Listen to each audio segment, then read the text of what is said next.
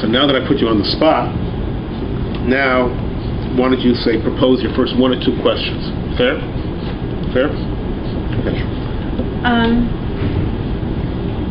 That was the dilemma I had. In other words, believing strongly that there is Hashgacha Pratis, taught by the same woman who went through the Holocaust and knew her parents were murdered, and her sister was murdered, and her niece was murdered, and etc.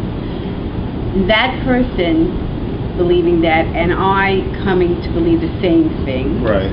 And on the other hand, wanting to reconcile the Hashgacha Pratis of the things that happened to my mother, where she was saved from the wolves and saved from this and saved from this, so that she was alive and now I would be alive.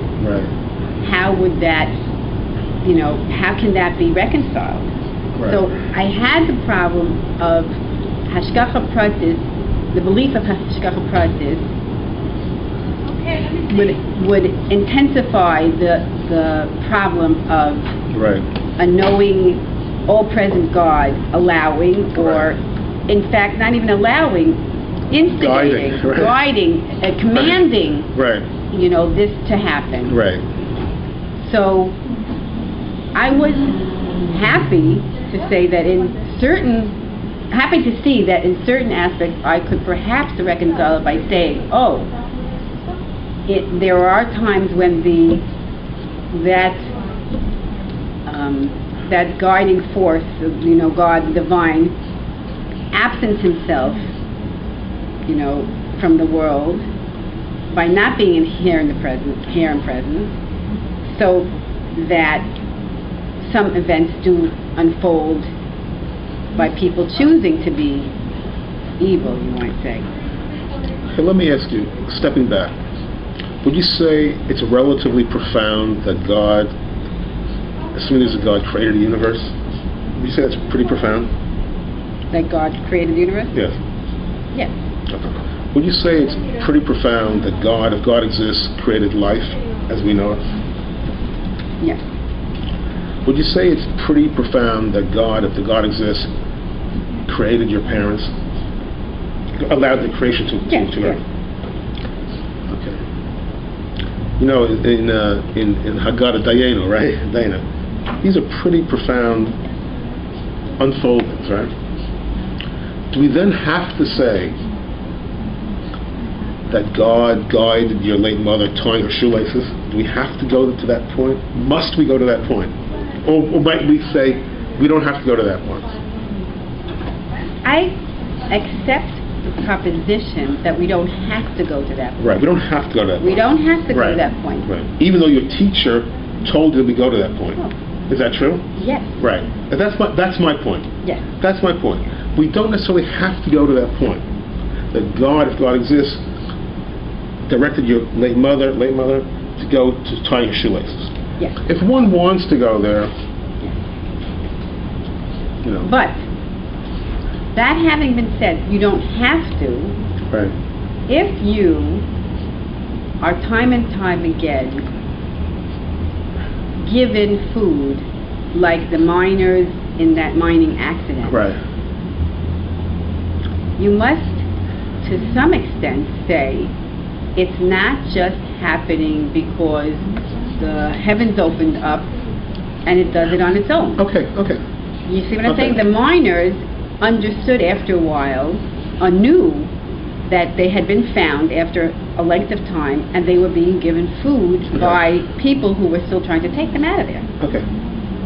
So, if we said that as a general proposition, God is contracted, God exists, is contracted from the here and now. But we also said simultaneously, and here comes the finesse, that we, individual level, have the possibility of piercing the veil of cosmic consciousness and imploring divine aid into the here and now. Then we do finesse both simultaneously. Is that sort of true? If you follow my drift. Yes. And that's what I say. And that part I am very comfortable. So that the contraction is there, But there's the heshtaponim is there. The hiddenness of God is there, which allows other things to happen. Bad things to happen. Yes.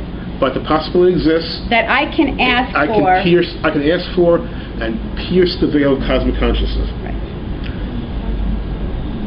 So we intersect emotionally and intellectually now. That's where I'm at. Okay? Okay. And the second portion is that the more you either implore, the more you are cognizant of, the more that you are open to the divine, the more you can bring it into your life. Right. And that's where grateful comes from, though.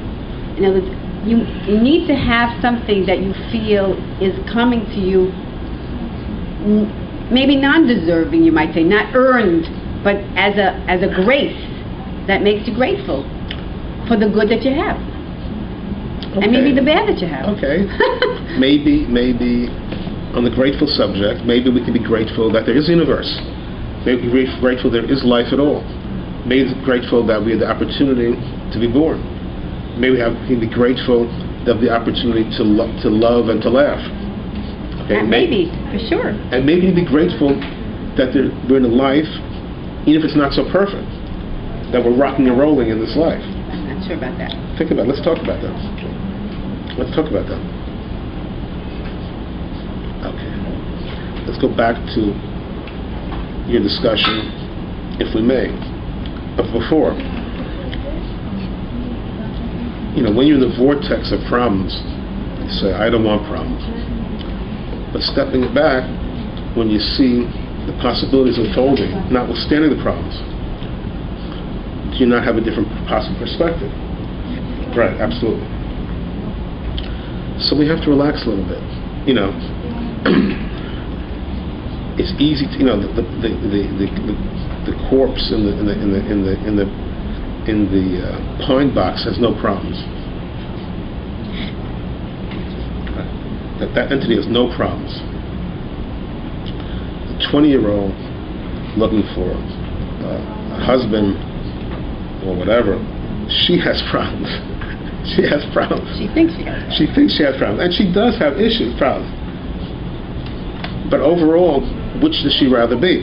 The 20-year-old looking for problems, or the corpse in the box? Depends on the person. Depends on the person, right. Fair enough. It depends on the exact situation. But very few people do commit suicide. Very few people. Okay. A net balance. This is true, right? Very few people. The number is very small. Right. Most people would choose a 20-year-old. Right. Most would choose that option. Option A. Number one. Door number one, not option B. They may say they'd rather be the corpse in the pine box, but they really don't. They really have all the problems and opportunities and play it out. Push comes to shove.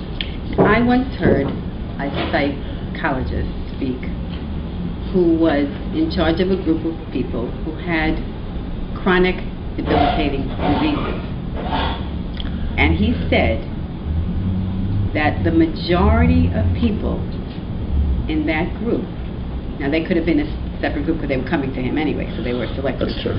But the majority of people said that their life experiences had brought them to a different level of understanding and appreciation of life, and they were even grateful to being where they were. Right.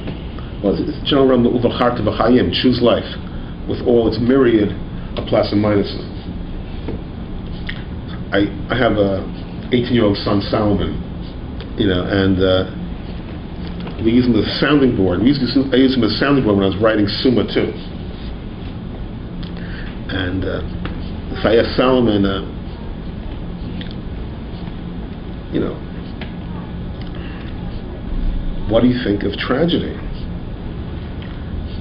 He says, you know, tragedy itself is a proof of the divine, that we have existence, that existence occurred at all. And he says, even tragedy, the possibility of tragedy is pretty incredible. Like I almost fell off my chair to the day. 18-year-old, wow. No, 13-year-old. 13-year-old? Right. Oh my, that's very profound. Even the possibility of tragedy is proof of the divine, that there is existence, there is reality, that this all could unfold. You taught him well. Well, it's both ways. It's both ways, It's both ways, frankly.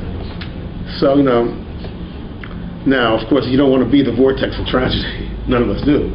But if you step back from it, the possibility that it can exist at all is pretty profound. Yeah, but your thought about the fact it doesn't matter if it's 6,600,000, one. It comes down to that one.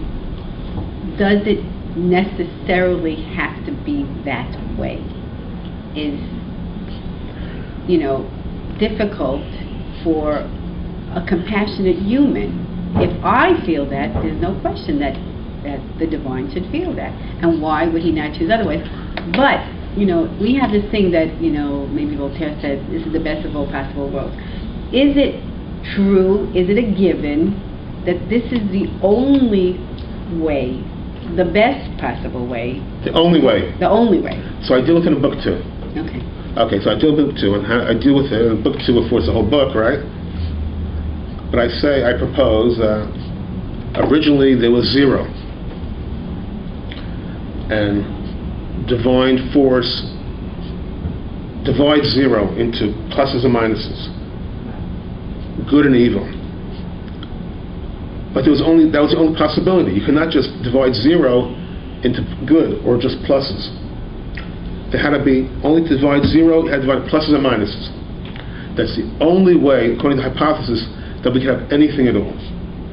Unfortunately, or in French, malheureusement, which is a fuller word, unfortunately.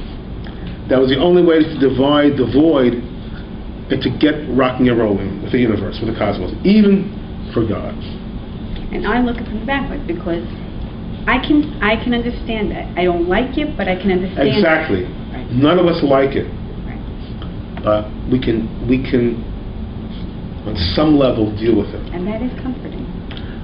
That is comforting. Be comforting because you can have both the divine and evil simultaneously. Right. And I have less tinus. What is the word? Yes. I have less tinus. Yes, I have less tinus. Argument. I'll complain.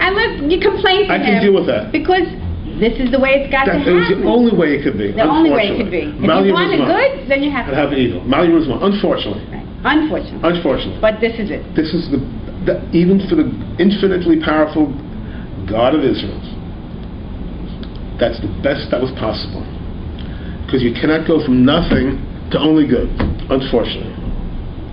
You only go from nothing, you have to divide into male and female, pluses and minuses, the plus integers and negative integers, good and evil and good. That's the hypothesis. It's pretty incredible to go from nothing even to a rock. It's pretty incredible to go from nothing to your children. Pretty incredible journey to get from there to here. It also feels you puts you in a very special spot. In other words, I was, the fact that I can be I've become created makes me feel. And you're a creator. Right. You were created, and you're a creator. Right. Let's take a little break. Okay. So now we're going to have segment 3, the final segment for today, sort of a summary or perspective on the situation. Okay, so if one of your children, tell me the age range of your children, roughly, from what to what? From 18 roughly 18 to 32. Okay, the 18-year-old comes to you, Mom, I want to be religious, I want to continue being religious, but I have a big problem about gross evil befalling seemingly innocent people. How can you guide me as my mom? What philosophy can I adopt that works with Judaism that I can adopt, or maybe that you feel I should consider? How can I deal with the issue from your perspective now, incorporating everything that you've gone through and you know. What's your wisdom at this point? What's your wisdom at this point? What's the best we can do here? I would say it is a lifelong dilemma, hard to reconcile, but there are some ideas out there. One of them is by David Birnbaum, which kind of, if I can paraphrase what you've said, is that the divine is kind of what we call either the quest for potential or possibility. And in that framework, there must be both good and evil. Otherwise, there wouldn't be creation, and there wouldn't be freedom. And for man to have freedom and to be able to grow and to attach himself to the divine, then from, as you said, from the zero, from the nothing, that the void that was before, to the time that there was creation, there had to be both sides of the equation, both good and evil.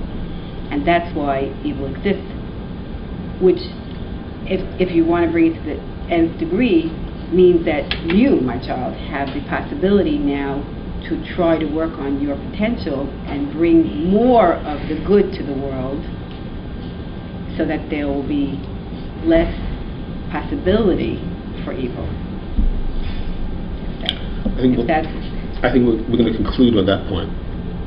A brief segment for finale, but I think with your permission we'll conclude at that point.